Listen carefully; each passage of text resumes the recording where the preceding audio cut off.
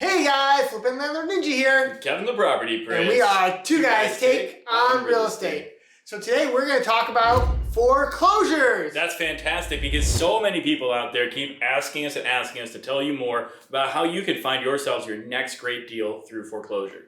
And we're going to go over 3 different types that you can find and how you can actually make them your next best deal. That's pretty good. That's actually at least 2 more types than most other channels would tell you about. So if you appreciate that and you want to learn about 3 different types of foreclosures, stick around, like our video, drop us a comment, and don't forget to subscribe.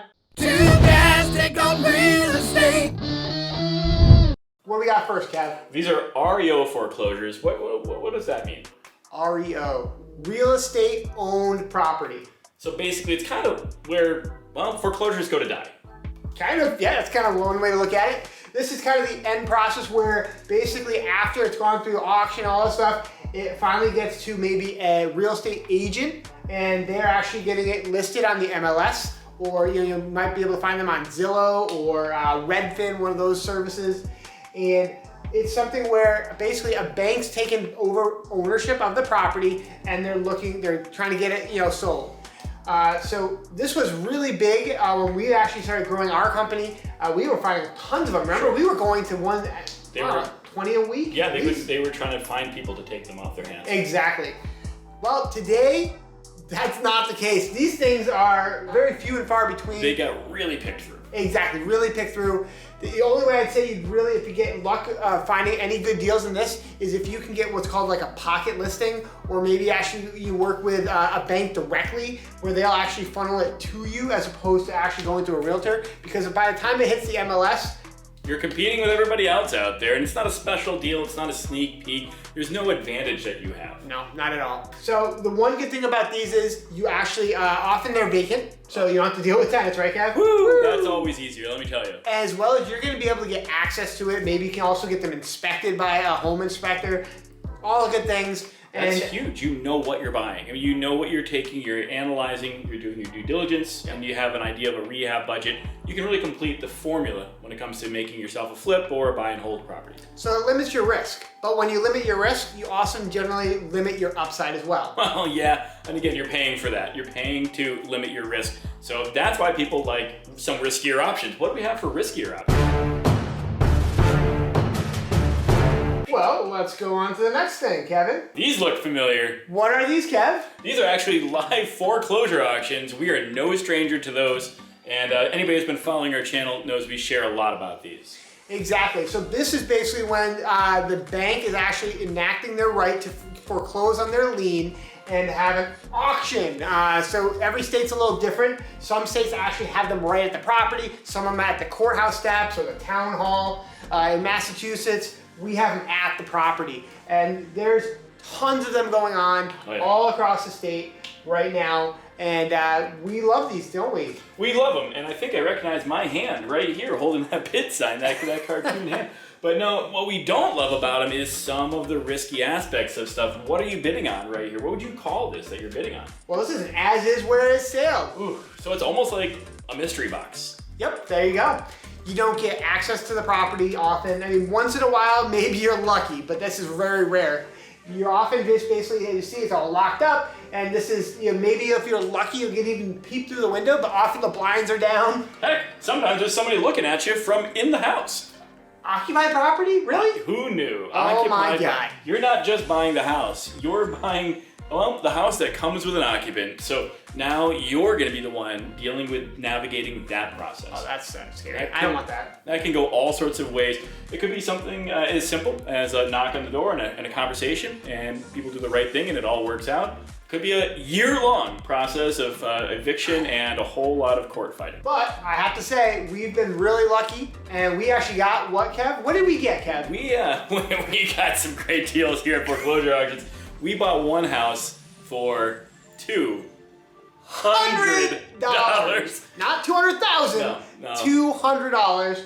I actually showed up to the auction with a $5,000 check because you have to come with a deposit check in Mass. Some states you actually have to buy the whole thing all at one time, whatever you're going to bid. But in Mass you generally have a deposit. So we went to the auction. I was the only one that showed up. and I had my $5,000 check. I was all ready to pay. Imagine having a $5,000 check and overpaying. They had to send us back a check for $4,800. It's amazing. What do we do with the property after that? Oh, well, that property, we actually trashed it out, and we essentially just flipped it, or wholesaled it essentially, to another buyer for $80,000. For cleaning out a house? Yep. Amazing. Being at the right place at the right time. Now look, lightning's not going to strike like that every time you go to these things, but hey, you can't ever have lightning strike for you if you don't know about this process and you don't attend. So stick around, learn from us, learn about these types of things by following our channel, turning on that notifications bell, so when new videos post live about this, you're not going to miss out on ways where you could buy what we did, a $200 house at a foreclosure auction. It could happen to you. Why wait for an auction to take place when you could go knock on that door and make it happen? At pre-foreclosed homes, people know their property is going into foreclosure, right? Yes, they do. They're getting noticed by the bank. They're getting, it's getting posted maybe in the legal notice of the section, in the newspaper. Foreclosure is not a process that happens overnight. They know darn well that what's happening. Often it takes a couple years. Right. Why not reach out to the owner of the property? Maybe it's a lived-in occupied property, makes the owner easy to find. Yep. Maybe it's not an occupied property. Maybe it's an abandoned, rundown, condemned home. Makes it a Exactly. little bit harder, but there's process. But there is process. We often use what's called skip tracing, which we have a video that we just recorded about that. And you can use different services like TruePeopleSearch.com, Intellius, Deal Machine, which if you link in the bio is a great way to find this, as well as PropStream actually curates pre-foreclosure properties that you can make a lovely list that you can then go drive by. Absolutely right. I actually was telling folks before that I use Deal Machine when I do my skip tracing because then you can take all that information with the touch of a button. It pops it right into your leads, makes everything easy to sort and keep organized. Sounds awesome, Kev. Because you're not just working one pre-foreclosure property, you're working 100 pre-foreclosure properties. Oh, because they're not all gonna have. Exactly. You gotta be chasing down these things. So getting a hold of the owner is often, and having that conversation is often one of the more challenging parts of this. Of course, yes. It is the hardest part, but once you actually get that deal, that can be great. But what are some of the things that you need to be mindful of before the deal? How do you know if that is a good deal or not? That's a great question. Well, you have to consider basic numbers into this stuff, like the rough value of the property, as well as what the owner owes on the property. Somebody's foreclosing on them, that's a mortgage holder.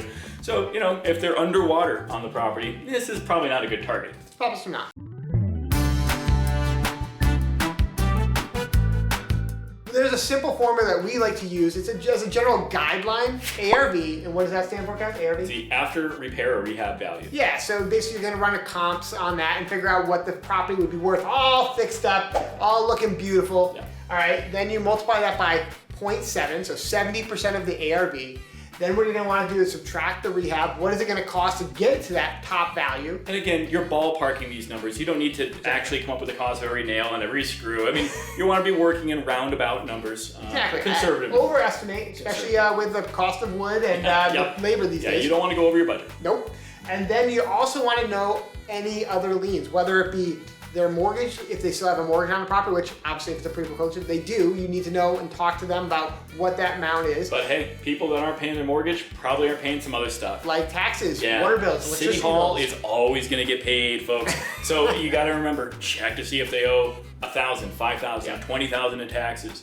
Municipal fees and fines. He said water bills, but don't forget, folks often that have abandoned properties or rundown homes, they're not mowing their lawns, they're not shoveling their sidewalks. Code enforcement types of citations all the time. And those things will add up. Also, because this is not actually a foreclosure sale, you'll also need to take care of any other mechanical liens, secondary liens as well, so if they have a second mortgage. So you're gonna need to talk to them, but I also use the registry of deeds to see what is recorded as a lien on the property. He's got it. And if you're not familiar with it, many states actually have it online, which is fantastic with this digital age. You can actually get a lot of that.